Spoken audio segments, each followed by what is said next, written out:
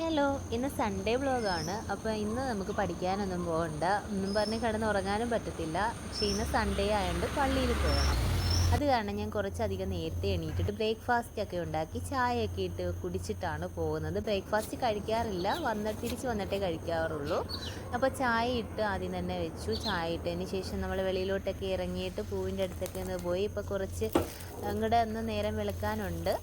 പിന്നെ അപ്പമായിരുന്നു ഞങ്ങൾക്ക് ബ്രേക്ക്ഫാസ്റ്റിന്. അങ്ങനെ ഞാൻ തിരിച്ച് വന്നിട്ട് അപ്പമൊക്കെ ഓരോന്ന് ചുട്ട് മാറ്റി വെച്ചു. പിന്നെ അപ്പത്തിന് ഇന്ന് കറിയായിട്ട് ചിക്കനും ബീഫും ഒന്നും അല്ലാത്തൊരു ഇറച്ചിയാണ് കേട്ടോ, അതായത് മുരിങ്ങ ഇറച്ചിയാണ് കേട്ടോ ഇന്ന്.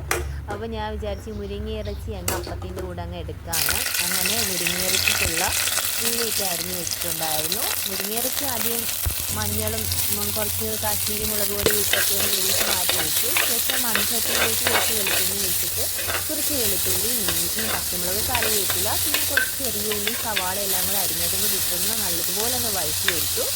വഴന്ന് വന്ന ഈ ഉള്ളി കഷ്ണങ്ങളിലേക്ക് പിന്നെ കുറച്ച് മഞ്ഞൾപ്പൊടിയും, കുറച്ച് കാശ്മീരി മുളക് പൊടിയും, കുറച്ച് ഗരം മസാലപ്പൊടിയും, കുറച്ച് കുരുമുളക് പൊടിയും എല്ലാം കൂടി ഇട്ട് നന്നായിട്ടൊന്ന് മിക്സ് ചെയ്തതിന് ശേഷം നമ്മൾ നേരത്തെ വേവിച്ച് വെച്ചിട്ടുള്ള മുരിങ്ങ ഇറച്ചി അതും കൂടെ ഒന്ന് തട്ടിയിട്ട് കൊടുത്തിട്ട് അതെല്ലാം ഒന്ന് മിക്സായി വന്നപ്പോഴത്തേക്ക് തേങ്ങാപ്പാലും കൂടെ ഒന്ന് ഒഴിച്ച് മിക്സാക്കി എടുത്തു. ശേഷം ലാസ്റ്റായിട്ട് ഉപ്പൊക്കെ നോക്കിയിട്ട് കുറച്ച് ഉപ്പ് മാത്രം ചേർത്ത് കൊടുത്തു. മുരിങ്ങ ഇറച്ചിക്ക് പൊതുവേ കുറച്ച് ഉപ്പുള്ളതാണ്, അപ്പോൾ നമ്മൾ ഉപ്പ് നോക്കിയിട്ട് വേണം ചേർത്ത് കൊടുക്കേണ്ടത്. അങ്ങനെ അപ്പത്തിൻ്റെ കൂടെ കഴിക്കാനായിട്ട് മുരിങ്ങ ഇറച്ചി റെഡിയായി. അപ്പോൾ ഇത്രയേ ഉള്ളൂ. ടാറ്റാ.